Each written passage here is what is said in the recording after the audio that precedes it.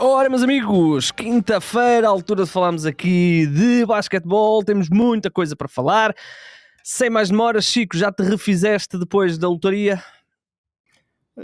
Eu acho que ainda ninguém se refez sem ser a malta de Dallas, mas pronto, eu ainda estava na esperança de ter alguma sorte nessa noite.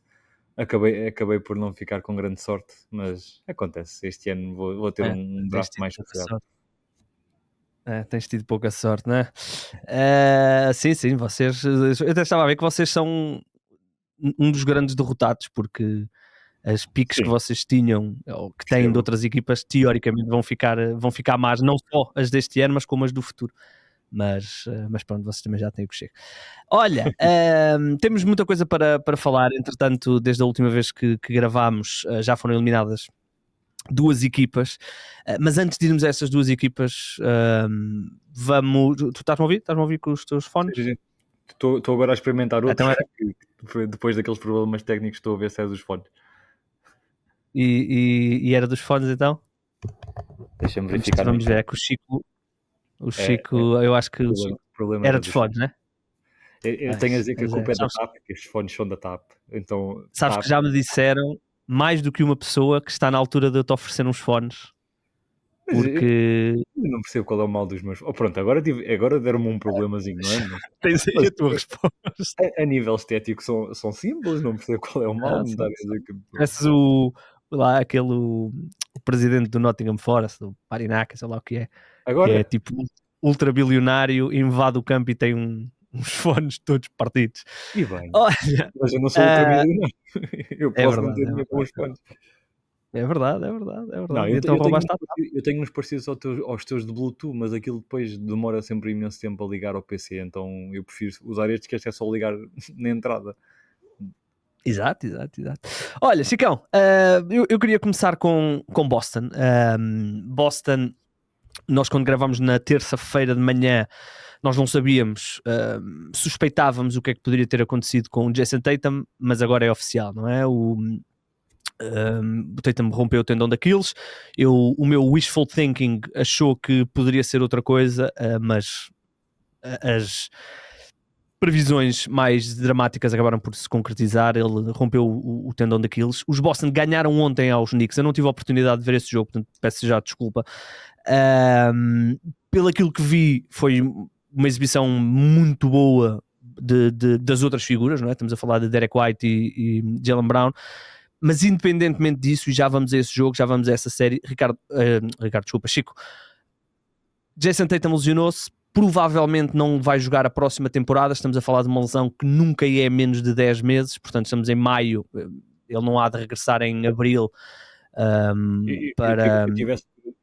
tive essa curiosidade de ir pesquisar, e vários órgãos de comunicação social, os norte-americanos têm isso mais especificado, referiram que o melhor caso neste tipo de lesões até nos últimos anos foi o J.J. Barea, aquele base muito pequenino, muito conhecido também, que teve 10 meses e meio sem jogar depois desta lesão.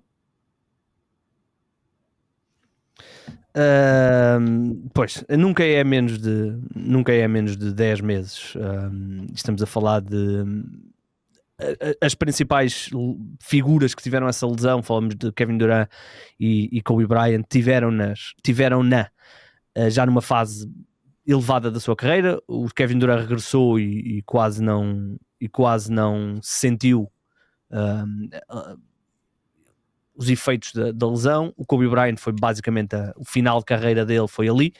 Ele depois ainda jogou mais 2 anos, não estou em erro, mas foi ali. Independentemente de quando é que ele regressar, normalmente os jogadores nunca regressam iguais. Perdem sempre uma percentagem do seu talento. E é verdade que Jason Tatum está no pico da sua carreira, ele está com 27 anos, portanto está no prime da sua carreira, portanto poderá sentir menos isso, mas independentemente de quanto ele perder, independentemente de quando é que ele regressar, uma coisa parece concreta, que é a Conferência Este ficou aberta. Nos últimos 6, 7 anos, o Oeste foi dominado, entre aspas, pelos Celtics, que estiveram sempre especialmente depois do LeBron James sair para o Oeste, os Celtics estiveram sempre nas decisões, chegaram várias vezes à final de conferência, chegaram 2 vezes à final da NBA, dominaram a Conferência Este na sua globalidade, não que tenham estado sempre na final, mas foram sempre uma força muito poderosa no Oeste, e de repente a Conferência Este vai ficar aberta e vamos ver, Chico, porque nós já falámos aqui e parece inevitável que esta iteração dos Boston Celtics seja quebrado, seja com o Drew Holiday, seja com o Porzingis, seja com o que quer que seja, agora parece completamente inevitável, porque eles não vão pagar 500 milhões de ordenados para uma equipa que para o ano certamente vai estar no playoff, mas não vai ser uma verdadeira ameaça à conquista do título, porque não vai ter o seu melhor jogador. Pois, eles ontem, tu referiste o jogo, eu tive a oportunidade de ver um bocadinho de início, depois admito que o sono falou mais alto, e depois e acabei por acabar hoje de manhã. Há que dizer que o Luke Cornet foi a grande surpresa, ele acaba o jogo com 7 desarmes de lançamento, para quem não está a par. O nosso Nemias também teve os seus minutos, porque no final as duas equipas assumiram a realidade do jogo em questão.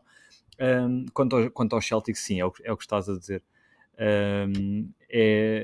Vai ser um ano, não é zero, porque pronto, eles têm ali aquela base. E eu tenho curiosidade de ver o quanto é que esta lesão vai influenciar as tais escolhas que nós temos falado nas últimas semanas, principalmente, que eles terão que fazer no verão, porque a partir do momento em que sabem que não terão o melhor jogador, como tu bem referiste, podem assumir e se calhar querer fazer mexidas um pouco mais profundas e preparar logo a temporada de, neste caso, 26-27, que pronto, como ainda falta algum tempo, sabemos que na NBA um ano de preparação pode fazer muita diferença, porque tanto ele como o Brown são ainda jovens, estão no seu prime, como também referiste, e perder um ano é mau, mas não é grave para o projeto, pelo menos na minha ótica. Aqui a questão é que com estas novas com a nova CBA, todas as equipas não se vão conseguir manter juntas durante muitos anos, porque vai chegar a uma altura que o preço vai ser tão alto, que é o que está a acontecer aos Celtics. Por exemplo, os Pacers, já vamos falar deles, também vão ter de tomar decisões, os Cavs vão ter que tomar decisões, portanto os preços vão ser tão altos e as penalizações vão ser tão altas que as equipas não vão poder estar mais de 2 anos no second apron, e os Celtics são uma equipa, não é de second apron, é de quase terceiro apron. Eles para o ano, se eles trouxessem toda a gente de volta, mesmo que o Al Horford assinasse por um contrato mínimo, eles iriam estar sempre entre ordenados e penalizações, iam estar sempre nos 500 milhões de dólares. E iam estar sempre dentro de todas as penalizações que tu possas imaginar. Já para não falar que depois a sua pique seria congelada, iria passar para o fim, ou seja, havia penalizações absolutamente gritantes. Portanto, é por isso, não é por os donos da equipa acharem, é que ainda por cima a equipa está no processo de transferir-se para outros donos. Portanto, não é que os donos não achem que a equipa é competitiva ou é muito boa, e claro que é muito boa, e eu tinha-os como favoritos a ganhar o título, e certamente para o ano, se tivessem toda a gente certamente para o ano, se tivessem toda a gente, iam ser favoritos na mesma. A questão aqui é quanto é que tu estás disposto a abdicar a nível de dinheiro para uma equipa que tu sabes que não vai ser verdadeira candidata ao título, e por isso jogadores como Drew Holiday, jogadores como o Porzingis, alguém vai ter de sair. Que continua a ser tema. Voltou, o Mazzulla voltou a falar. É mesmo um caso muito, muito curioso o que é que se está a passar. Eu ninguém adorava sabe, saber mais. Exato, ninguém sabe, e eu adorava saber mais pormenores. Já hoje dei por mim a pensar, será que é algo do género de Covid e está a afetá-lo? Porque na altura acontecia um pouco isto, dos jogadores ficarem muito tempo afetados pelos resquícios da Covid. Ouvi, E eu, como não me não chocava. sei como é que é a vacinação do Porzingis, Não me nem os seus ideais. chocava que fosse Covid. Ele teve uma doença respiratória, aliás, um vírus, eles chamaram-lhe um vírus respiratório na altura, e eles não o identificaram. E o próprio Porzingis disse que não sabiam qual era. E que a única coisa que sabia é que lhe estava a afetar toda a parte respiratória. E é o que lhe está a acontecer. Ainda agora, ele daquilo que eu vi de reportes, ele não estava a conseguir respirar, e por isso é que nem sequer começa a segunda parte, não é? é realmente um problema, e são 2 anos. Os Celtics no ano passado, se bem te recordas, Chico, pouco tiveram Porzingis.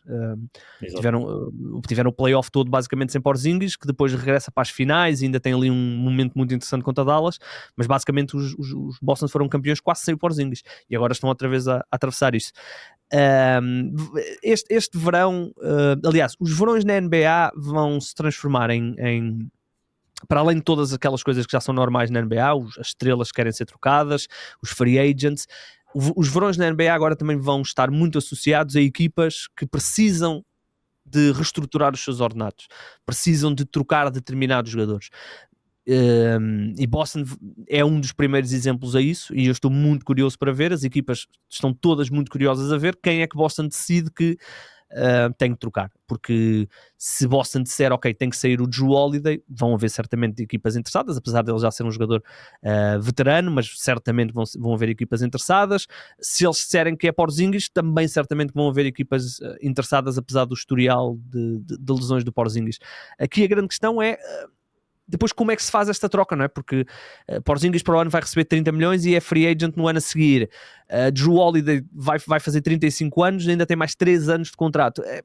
Decisões, vão haver decisões. E estamos aqui a partir do princípio, Chico, que os Celtics não vão surpreender os Knicks. Os Knicks tinham 3 match points para fechar a série. Já perderam o primeiro em Boston, agora tem o derradeiro match point, porque certamente eles não querem levar isto a jogo 7 em Boston, portanto este jogo 6 em Nova York. E isso certamente pesou, isso, do jogo 6 ser em Nova York. Ali em certos momentos percebi que eles também estavam no género, vamos ver como é que corre. Depois os Celtics têm ali, acho que é um grande terceiro período, creio que é no terceiro período que eles se distanciam realmente no marcador. Boston no terceiro período ganha 15. Pois, e então aí, acho que aí eu vou assumir também não vamos estar aqui a matar-nos, entre aspas, hoje, porque em Nova Iorque temos a obrigação e estamos muito mais protegidos. É sempre um risco, porque surpresas acontecem todos os dias no desporto, mas percebo o argumento. Ao menos não foi como os Warriors, que assumiram desde o primeiro período com os Rockets, que é, não, vamos levar isto e resolvemos em casa.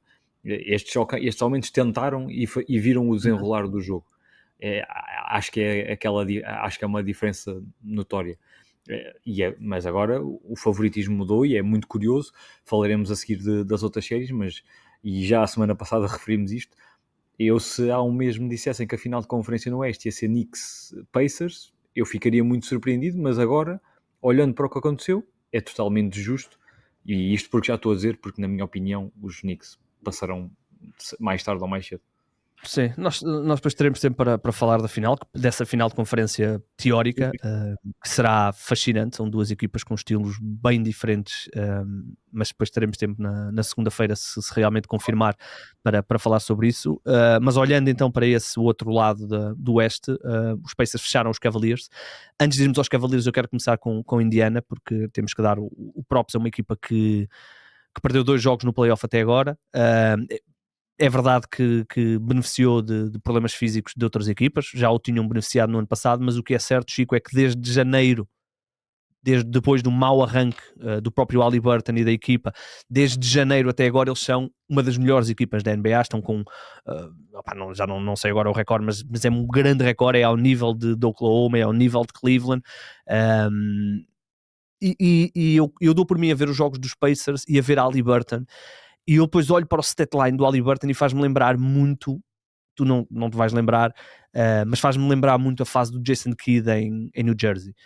Não que o Haliburton seja um jogador tipo Jason Kidd, o Jason Kidd tinha uma vertente física muito maior nos jogos, mas a forma como ele controla por completo todos os momentos da equipa é impressionante. E depois tu chegas ao final e neste jogo ele termina com 31 pontos e 8 assistências, portanto obviamente notaste que ele esteve lá, mas às vezes chegas ao final do jogo e ele tem 17 pontos e tem 9 assistências, que é uma statline boa, mas não é nada do outro mundo. Mas a sensação que eu fico foi, ele controlou todos os momentos da equipa, e neste jogo contra os Cavaliers, os Cavs chegaram a uma altura, tiveram 18 pontos de avanço na fase intermédia do segundo período, e eu achei que eles iam explodir e que ia ser um jogo de quase, não é consagração, mas consolidação depois de tantas lesões, que eles iam conseguir dar aqui um boost, levar o jogo para jogo 6 e depois logo se via o que é que acontecia. E de repente o Haliburton faz 3 triplos seguidos, que vai buscar o jogo. E depois os Pacers também têm uma coisa que me faz lembrar muito dos teus do OKC, que é muitas opções. Eles têm um ritmo tão alto porque sabem que podem ir ao banco e têm minutos no banco e massacram-te dessa forma. E os Cavs, que durante o ano todo tiveram uma forma de jogar que encantou pelo movimento da bola, a bola rodava muito rápido dos lados, entrava no meio, os próprios dois jogadores do meio trocavam a bola entre eles, e de repente chegamos a esta fase e eles, isolamentos, eles terminaram este jogo onde perderam, onde a série foi eliminada, com 10 assistências. Só o Hero Ball. O Darius Garland não conseguia correr. O Donovan Mitchell estava esgotado. Chico, e os Pacers deram-lhes uma lição de vamos impor o nosso jogo e se vocês quiserem jogar como nós não vão ter hipótese. Sim, demos por nós a ver elementos como o Thomas Bryant, que nem sequer, que foi aquela opção que eles foram buscar de recurso a meio da época porque estavam sem postos absolutamente nenhuns, a ser relevante no jogo. E isto mostra também não só de trabalho, entre aspas, de casa, no sentido de temos um plantel, não temos só ali 5, 6, 7 elementos, como referiste, a profundidade, como também confiança, que isto é muito bom para um treinador passar, e aí é que eu percebo muito bem a comparação que fizeste com os meus Thunder, porque os Thunder também, mesmo num jogo contra os Nuggets, que está a ser uma grande série, e falaremos a seguir, são capazes de jogar com 10 jogadores na rotação, e isso também, lá está, mostra a tal confiança, mostra o trabalho, mostra que é um plantel forte e bem trabalhado. E aqui não estou a puxar a minha sardinha, é mesmo porque é bom, eu gosto quando as equipas não estão dependentes daquela rotação demasiado curta, como se vê muitas vezes, quase sempre nos playoffs. E nos Pacers é isso, há ali nomes que eu, especialmente no início da época, se calhar não estava à espera, e estão a ter minutos relevantes, como o Ben Shepherd, como o Thomas Bryant, e depois, pronto, há outros nomes mais esperados, mesmo o Ben Mathurin. Este jogo até nem teve que fazer grande coisa, mas fez uma grande série e teve em grande plano. Há aqui nomes que me vendem. Eu comprava e no início da época não comprava. Acho que houve uma evolução tremenda nesta equipa, é merecido, e depois por outro lado também tem piada, entre muitas aspas, ver que o Haliburton nas suas únicas 2 idas aos playoffs tem duas finais de conferência, não é? Acho que é assim.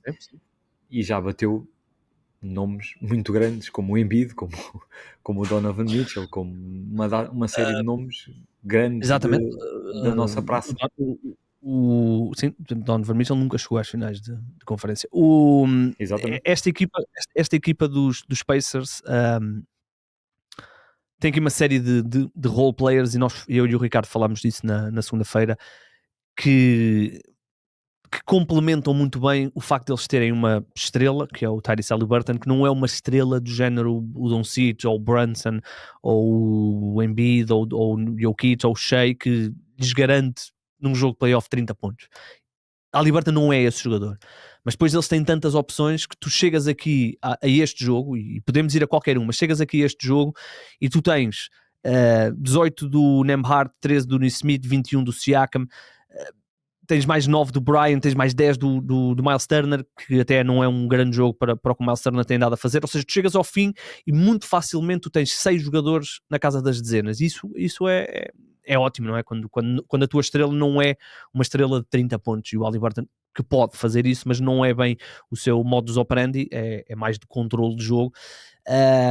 E portanto esta equipa e depois a forma como eles jogam, rápidos, defensivamente intensos, têm alguns buracos defensivos, mas que depois compensam com o Aaron Smith e o Nembhard a jogarem muito bem.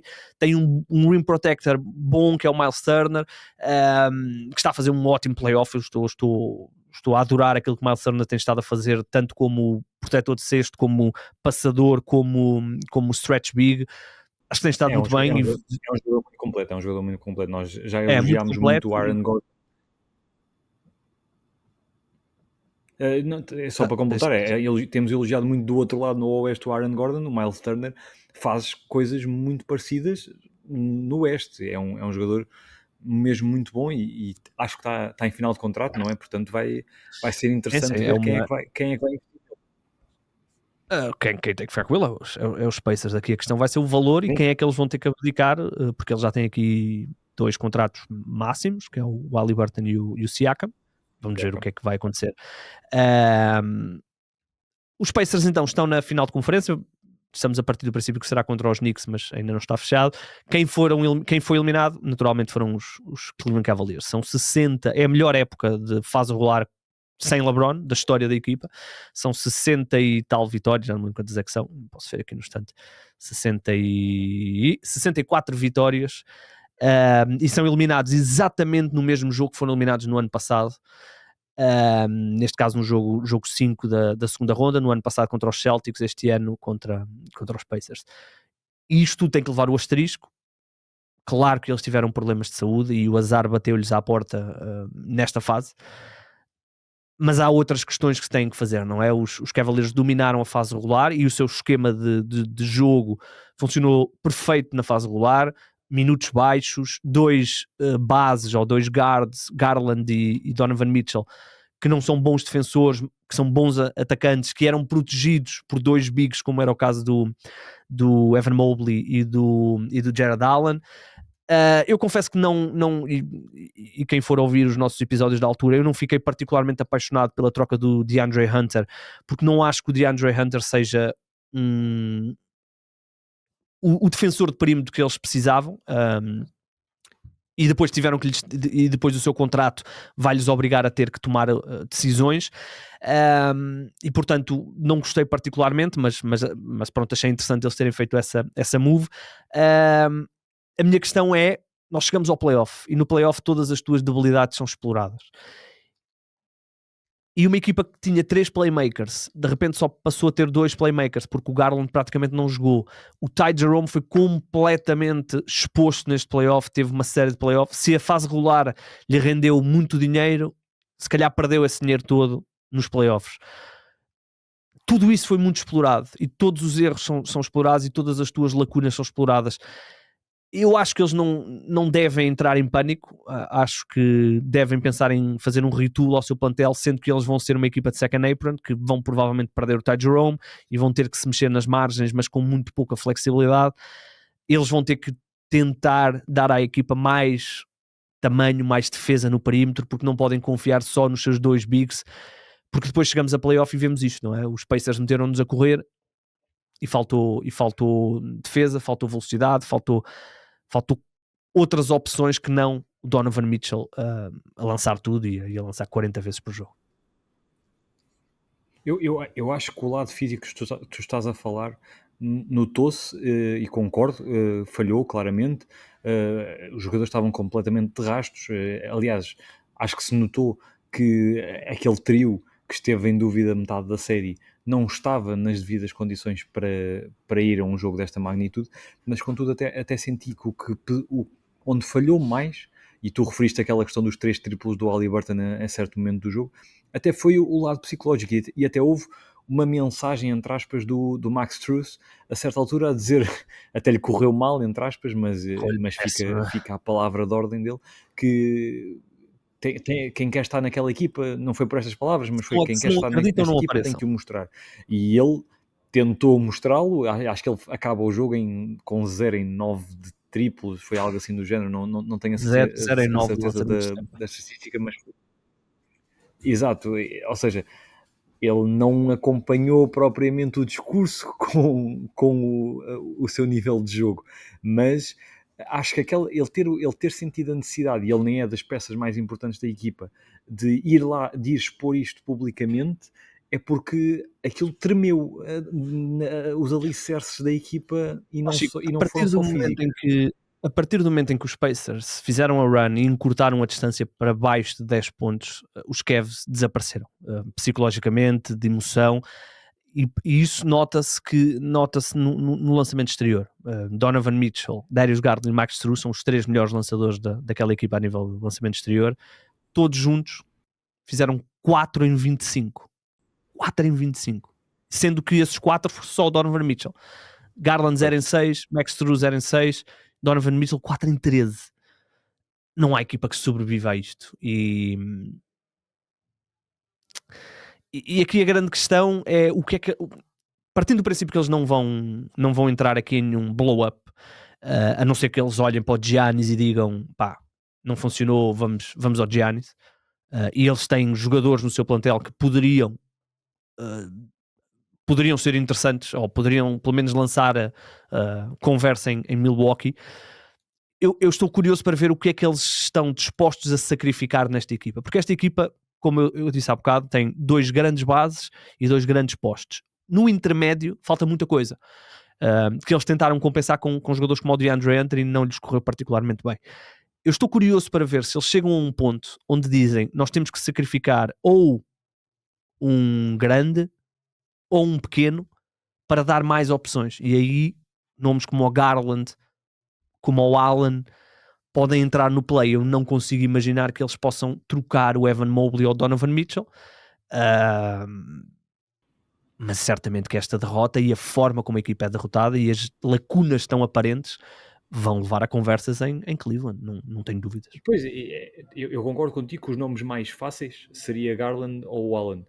Contudo, da mesma maneira que o Giannis ficou vocal sobre o seu futuro depois de ser eliminado, seria zero estranho se daqui a um dia ou 2 víssemos uma declaração qualquer do Donovan Mitchell a dizer que está a repensar a sua vida, porque já são 2 anos a ser eliminado na mesma fase, quando na teoria esta época tínhamos visto 1001 melhorias na equipa. Contudo, o resultado final foi o mesmo. E ele não vai para novo, é um base muito ambicioso, é um jogador muito ambicioso, e ele se vir que não vale a pena perder mais um ano aqui porque não vai ser com uma mexida ou duas que vai mudar. Chico, eu percebo isso, mas nós olhamos para este plantel e tem lacunas e vão ter que tentar resolvê-las. Oh, Chico, mas há poucos plantéis com esta qualidade. Tu tens 4 All-Stars Sim. aqui, não é? O Allen, não sei se o Allen já foi All-Star, se não foi, vou considerá-lo como um jogador All-Star a nível de talento. Ele foi, até acho que foi este ano, que eles tiveram uma série de jogadores All-Star. Tu tens 4 jogadores All-Star aqui, não é? Tirando o Standard, que vão ter 3 e tem uma série de roleplayers de grande qualidade, não há muitos, e os Boston Celtics, não há muitos plantéis com esta qualidade. Portanto, eu acho que o Donovan Mitchell, se realmente estará frustrado a um nível alto, porque disseste há bocado, ele nunca chegou a uma final de conferência, ele vai olhar à volta e vai dizer, a não ser que haja aí uma super team para ser formada, e pronto, e aí imagina que os Brooklyn Nets vão buscar outra vez o Kevin Durant e o Donovan Mitchell, qualquer coisa assim, uma coisa assim louca que a gente não possa prever.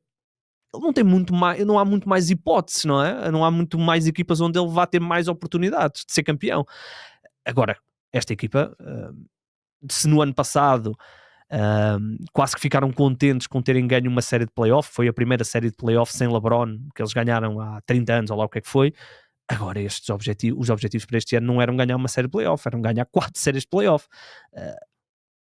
Não sei, estou curioso para ver, e eles, volto a dizer, vão ser uma equipa de second apron. Eles para o ano vão ter 39 milhões no Garland, 46 no Mitchell, 23, e por isso é que eu não compreendo esta troca, 23 com o DeAndre Hunter, vão ter 20 milhões no Jared Allen, e o Mobley vai passar por 46, ou seja, eles vão ser uma das equipas mais caras da NBA. Não sei se não vão ser a equipa mais cara, sinceramente, da NBA, dependendo do que os Celtics fizerem no verão. Portanto, as margens para eles se mexerem é o próximo ano, e é com estes que eles vão, porque eles já não vão poder agrupar salários. Eu acho que eles vão ter que olhar muito seriamente para trocar o DeAndre Hunter por 2 peças, porque é uma das poucas opções. Eles depois obviamente têm aqui o Isaac Okoro, que realmente foi uma peça totalmente falhada na equipa. Estou curioso para ver o que é que vai acontecer a esta equipa de Cleveland. Eles vão ter que ter conversas sérias, porque não basta, é como não basta dominar a fase regular, é preciso depois tu teres elasticidade no playoff para não seres tão explorado. E atenção, se eles chegarem ao final de todas as reuniões que vão ter e disserem, pá, não, nós tivemos muito azar com as lesões, vamos mais um ano, eu não acho que seja descabido, acho até que é natural que eles achem isso. Sim, não me chocava, mas ao mesmo tempo, não me querendo repetir, eu acho mesmo que o ego destas super estrelas costuma pesar muito. E não me surpreende que o Donovan Mitchell ou faça a pressão para ele ter uma nova realidade, ou para ele dizer à equipa do género, não, alguma coisa vai ter que mudar porque isto não chegou.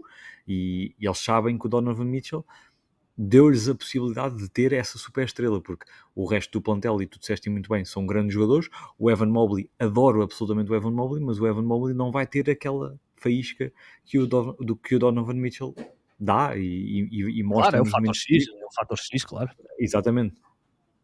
Portanto, não me eu acho honestamente, além do Ty Jerome, que eu acho mesmo que, eu percebo que o que disseste que desvalorizou um bocadinho agora nestes playoffs, mas valorizou-se muito na fase regular. Gosto de pensar que as Claro, equipas vai vão ser, pesar mais 82 jogos do que uma amostra de 8. vai receber um bag, vai receber um saco de dinheiro. Isso não, É um saco, é um bocadinho menos fundo, mas vai receber um saco. mas não vai ser em Cleveland. Não vai Sim, ser em sim, é Cleveland. isso. Cleveland não tem hipótese nenhuma de ficar com ele. E eu não sei se não será a única perda deles, porque eles podem querer arranjar a tal flexibilidade que tu falaste. Eu admito que não tinha noção do contrato do DeAndre Hunter, acho que é muito, muito excessivo para um Muito excessivo. retorno, não que ele seja mau jogador de todo, mas isso também tem que ver com estes contratos. Os contratos da NBA nos últimos anos têm crescido imenso, e agora a Liga a criar estas limitações. É isso, nem é só questão do crescer imenso. É que neste momento há contrato. Se não houvesse second apron, o contrato do DeAndre Hunter era ok. Era elevado para o jogador que ele é, mas é o padrão da liga. Um jogador para jogar dos dois lados do campo, que poderia ser, neste caso aqui seria a quarta opção da equipa.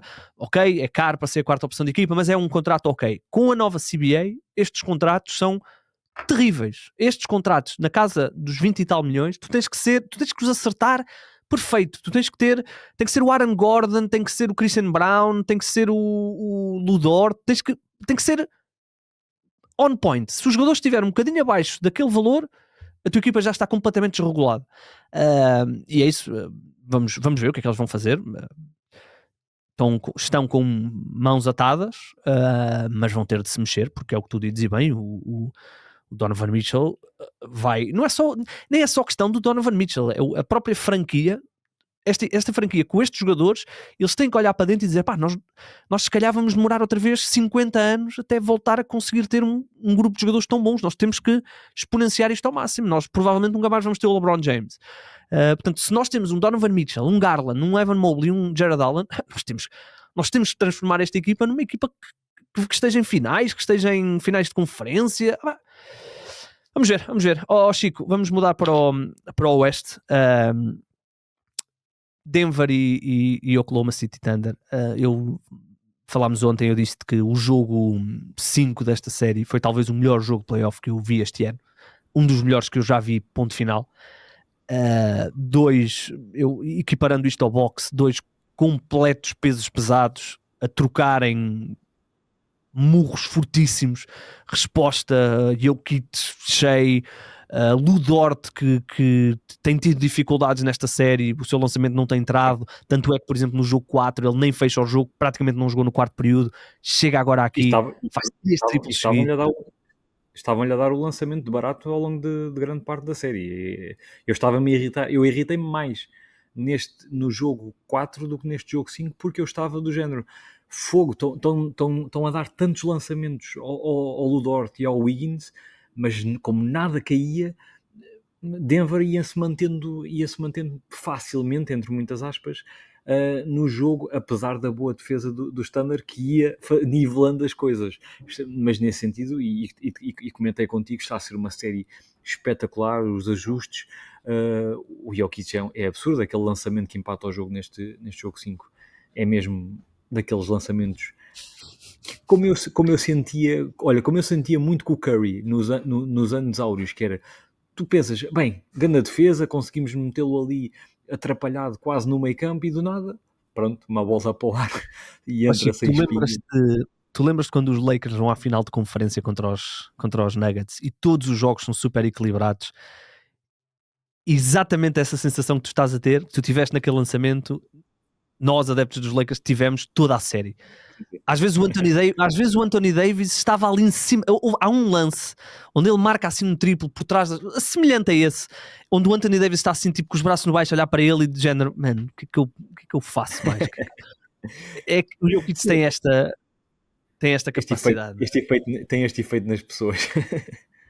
E depois, pronto, o Aaron Gordon, o Ricardo comentou isso no seu espaço de opinião no nosso site, e eu li e concordei a 200%. A história dele já por si só é incrível. O trabalho que ele fez nos últimos anos ao nível do lançamento, nota-se que é um animal de ginásio, não é de ginásio de vou para ali puxar ferro, apesar de ele também ser grande até dizer chega, mas nota-se que é um animal de ginásio de trabalho.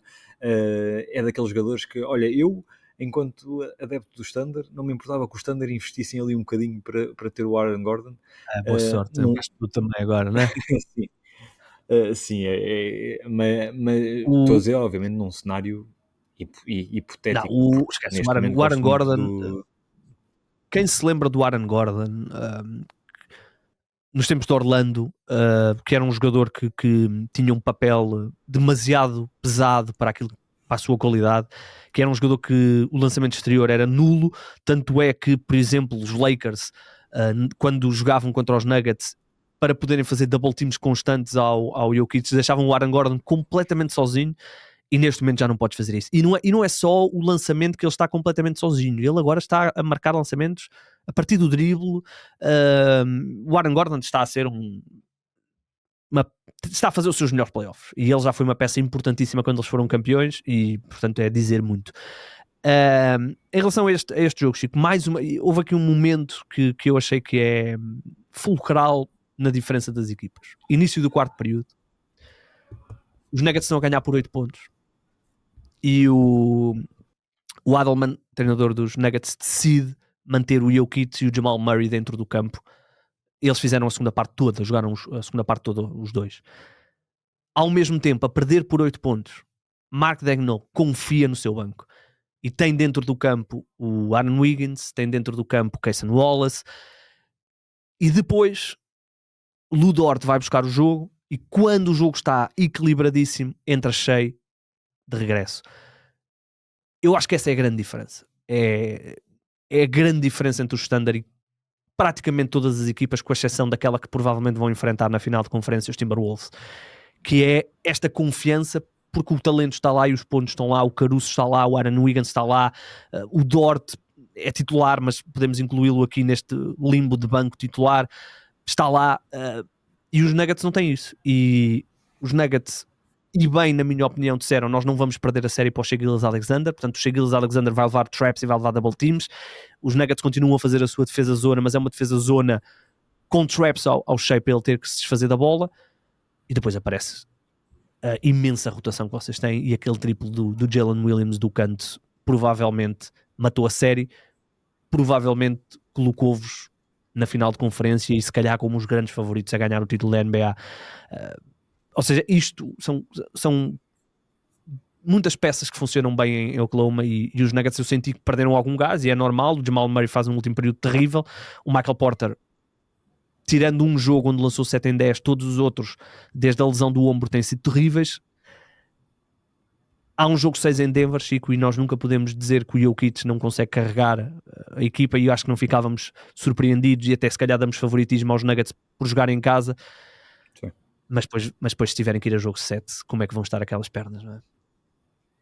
Pois, tu falaste aí da questão da profundidade, mas eu acho que isso também é uma coisa que está a ser trabalhada em plenos playoffs. É a questão da confiança, que já falámos quando estávamos a comparar com os Pacers, porque, por exemplo, no jogo 4, além daquela questão dos lançamentos abertos que eu referi, uma coisa que me estava a irritar imenso era o quanto o Shai estava quase que a forçar, do género, está a correr mal a todos, e tem que ser eu obrigatoriamente a levar a equipa e a fazer o lançamento que vai empatar o jogo, e a fazer o lançamento que vai matar o jogo, e estava a tomar uma série de más decisões, em parte por querer mostrar que é a superestrela. Além disso, a tal luta pelo MVP de certeza que pesa ali um bocadinho a nível psicológico, e depois porque talvez um pouco de falta de confiança de, não, eu sou o melhor jogador, eu tenho muito maiores probabilidades de acertar do que os meus colegas. Contudo, neste jogo 5, já não senti nada disso, já senti muito menos lançamentos forçados, muito mais entreajuda, muito mais a bola a rodar naturalmente, como é habitual nesta equipa, e isso faz toda a diferença, porque esta equipa, no geral, como tu referiste bem, tem muito talento coletivo, e isso desgasta imenso as outras equipas, especialmente aquelas que têm uma rotação mais pequena como os Nuggets. Faz toda a diferença, e ele quando não força, também ele próprio faz melhores números, como se viu neste jogo aqui. Olha, eu ia referir a esse ponto, tinha aqui apontado para dizer que é, com exceção deste jogo, eu tenho sentido que o Shea quer ser herói. Quer, como tu disseste bem, marcar o triplo que vai empatar o jogo, o triplo que vai fechar o jogo, e neste jogo já não senti nada disso. Também porque os outros lançamentos estavam a entrar e, portanto, é mais fácil tu teres confiança nos teus colegas quando o lançamento deles está a entrar, naturalmente. Mas isso é como tu disseste bem, é muito trabalhado. E trabalhado mesmo durante os playoffs, e ajuda tu teres realmente soluções que funcionam muito bem. Em relação a Denver,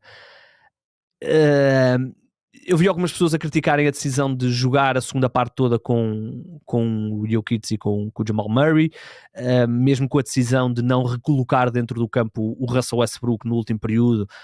Eu confesso que o teria posto, não que eu acho que o Russell Westbrook seja fator real nesta série. Acho que tem muito mais probabilidade de ser um fator para as derrotas dos Nuggets do que propriamente para as vitórias, apesar dele já ter feito alguns bons jogos, nomeadamente o jogo 1. Mas acho que o Michael Porter está completamente fora da... segundo se diz, ele nem sequer consegue levantar o braço esquerdo, o que, sem ter dores a sério. Portanto, esse desconforto dele sentiu-se literalmente nos únicos pontos que ele faz neste jogo 5, que é aquele fake que ele faz debaixo do cesto, e ele até aí, depois de enganar o defesa, hesita no momento em que é para marcar. Ele nota-se que está completamente desgastado, em sofrimento. Eu noto nos ressaltos, se reparares, ele é um bom ressaltador, é alto e é um bom ressaltador, ele não vai aos ressaltos com as duas mãos, ele vai sempre com a mão direita, que é para não levantar o ombro esquerdo, e depois é que dá o tap para segurar com as duas. Eu noto isso aí, e ele deve estar a jogar com dores terríveis. E portanto, vamos ver, assim, eu não coloco os Nuggets fora da série, porque vão jogar um jogo 6 em casa, e se ganham o jogo 6, o jogo 7 depois é um ai senhor, e não podemos esquecer que esta equipa, os Nuggets, desperdiçaram completamente esta oportunidade. Os Nuggets no último período estiveram a ganhar, no último período não, na segunda parte, já muito perto da entrada do último período, estavam a ganhar por 12 pontos. O Standard precisaram de fazer uma recuperação incrível para ir buscar o jogo, portanto os Nuggets poderiam ter ganho este jogo e não era chocante. Vamos ver o que é que vai acontecer. Aquilo que já sabemos é que quem ganhar essa série vai encontrar Minnesota. Minnesota eliminou os Warriors. Minnesota já era titular, e ainda ficou mais titular. Eu disse titular, eu queria dizer favorito. Ainda ficou mais favorito quando Stephen Curry infelizmente se lesiona no jogo 1, se não estou em erro. Jogo 1 ou jogo 2? Agora estou na dúvida. Não, jogo 1. Portanto, aí, a partir daí não... Foi logo no jogo 1. Ele lesiona-se no jogo 1, mas eles, apesar disso, vencem, só que, pronto, o resto... Depois, a partir daí, esquece. Eu não vou tirar aqui grandes ilações desta série, depois teremos tempo para falar dos Nuggets, dos Timberwolves, quando eles chegarem, quando souberem quem é o adversário na final de conferência. Chico, queria só ouvir a tua opinião sobre Julius Randle, que voltou a ser decisivo neste jogo.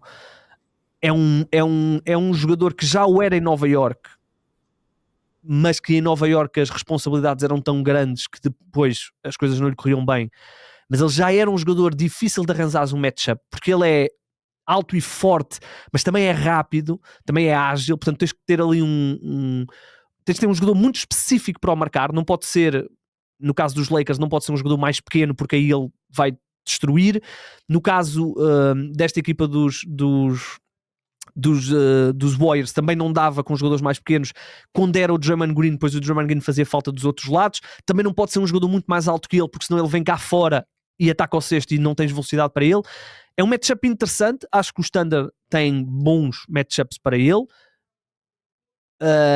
Os Nuggets também, porque tem o Aaron Gordon, acho que é o matchup ideal. Mas nestas séries onde ele apanha equipas mais pequenas, notas que Julius Randle realmente é um, como é que se diz, é um bully a jogar basquetebol, e acho que foi o jogador mais regulado dos Wolves neste playoff. O Anthony Edwards naturalmente tem momentos onde o Julius Randle não consegue chegar, momentos altos, mas os seus momentos baixos o Julius Randle não esteve, e estou muito curioso para ver esta equipa nas finais de conferência. O Chico, e há aqui uma questão interessante que lembrei-me agora, que é: os Knicks estão a uma vitória da final de conferência, os Wolves estão já na final de conferência.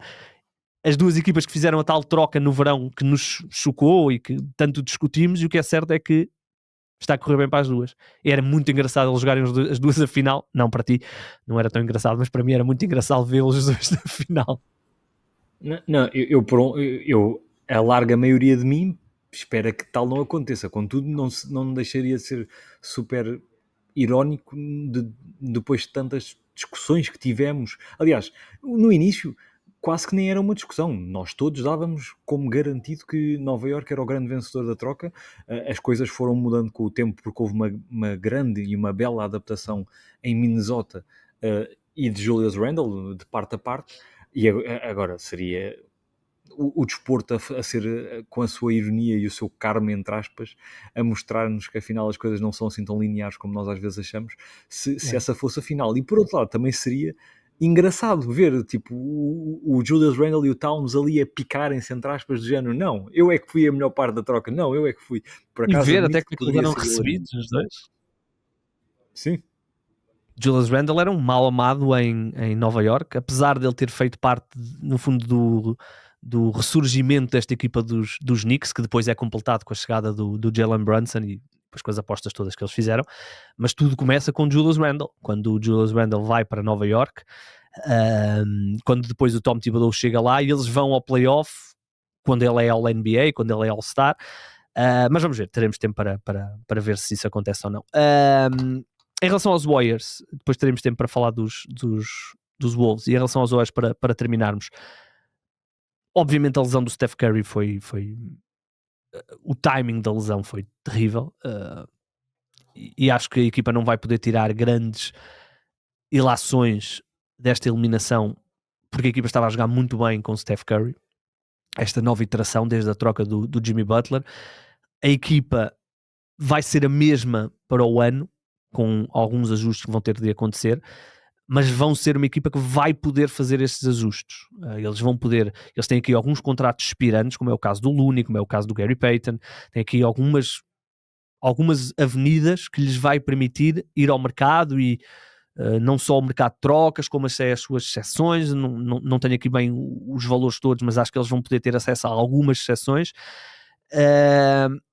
Aqui a grande dúvida vai ser o que é que eles vão fazer com o Jonathan Kuminga, não é? Jonathan Kuminga é um jogador que é um marcador de pontos, e vimos isso com a lesão do Steph Curry, mas que nesta forma de jogar dos Warriors ele não dá para ele. Ele não é o conector que eles precisam. Ele é um jogador de parar a bola vai para mim, eu vou jogar no meu isolamento. Depois é um jogador que defensivamente tem muitas casas. Estou curioso para ver, acho que seria o cenário ideal tanto para os Warriors como tanto para o Kuminga, se eles conseguissem chegar aqui a um sign and trade, encontrassem aqui um destino para ele que lhes desse algum retorno. Estou curioso para ver, Chico, mas é uma equipa que para o ano vai ser uma equipa que vamos ter que estar atentos, porque aquilo que nós vimos pós troca de Jimmy Butler foi muito bom até a lesão do Steph Curry. Sim, sem dúvida. E tu disseste que esta série não permitiu tirar muitas ilações. Eu até acho que permitiu, em parte, decidir com quem é que eles querem definitivamente contar. Por exemplo, o Pozienski tem um grande último jogo. O Moses Moody, acho que a espaços também mostrou que pode ser uma peça muito útil. O Kuminga, eu acho que eles conseguiram ver que podem tirar dali algum retorno num negócio futuro. Nesse sentido, acho que foi útil. Agora, concordo completamente com o que tu disseste na questão do encaixe entre Kuminga e resto da equipa, e o que me leva a pensar que não deixa de ser curioso como as últimas escolhas de draft em Golden State se calhar não foram totalmente bem conseguidas, porque além do Kuminga, que foi eu admito que não me lembro a escolha específica dele, mas acho que foi Mas foi na top lotaria, foi na 10, não? lotaria.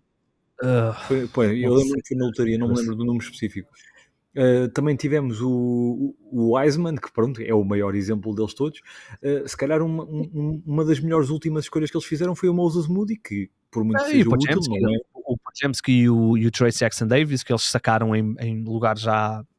Aliás, o Trace Jackson Davis foi na segunda ronda, o Podziemski também é uma, Pois, é uma, uma pique mas baixa. isso mostra que eles no fundo estão a escolher melhor as piques mais distantes, entre aspas, do que propriamente Sim, onde sim, na teoria eles estariam, tiveram, estariam eles melhor. tiveram, eles tiveram um erro histórico no Wiseman. Claro que tiveram, podemos aqui debater. Halliburton estava disponível. Pronto, podemos aqui debater. Isso é uma terra já queimada, digamos assim. Olhando para a questão do. Tu falaste do Podziemski, eu gosto muito. O Podziemski faz-me lembrar um bocadinho o Alex Caruso. Não é tão bom defensor, nem perto disso, mas faz-me lembrar, ou seja, faz winning plays. Mas se eu precisar que o Podziemski me dê 35 minutos num jogo de playoff e me dê 20 pontos, eu vou perder mais vezes do que vou ganhar. E ele, disseste bem, ele no último jogo até marcou 28 pontos. Nos jogos anteriores foi terrível, terrível. 5 pontos, 11 pontos, 3 pontos, foi terrível. O lançamento dele desapareceu-lhe na pior altura. Foi como uma.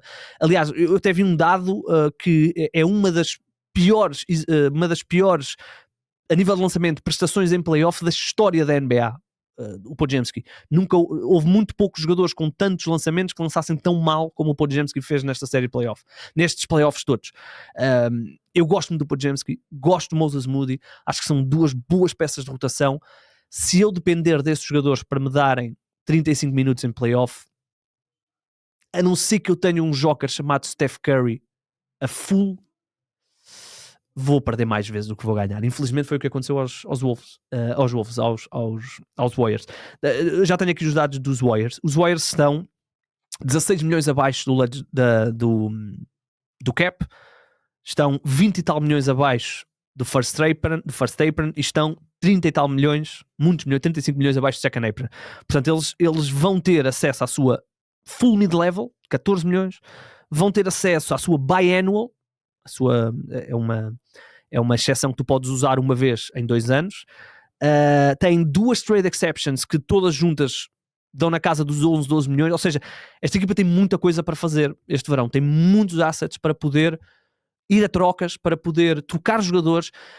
Esta equipa pode olhar para Jonathan Kuminga no sign and trade e juntar todas estas exceções que eu aqui disse, porque agora podem fazer isso em trocas, e podem ir big game hunting a algum lado.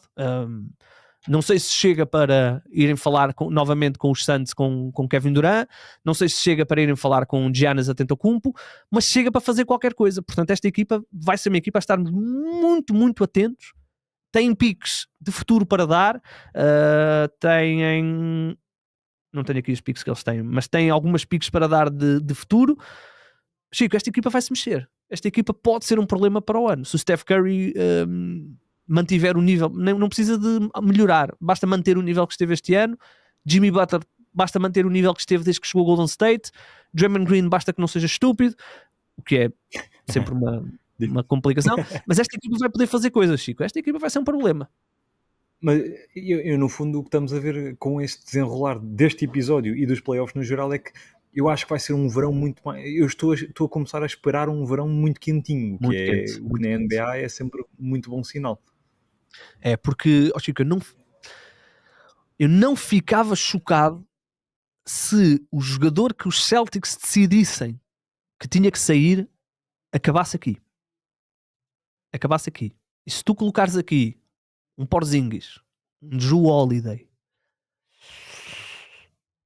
não sei não. Esta equipa para o ano pode ser um problema grande. Vamos ver o que é que eles vão fazer.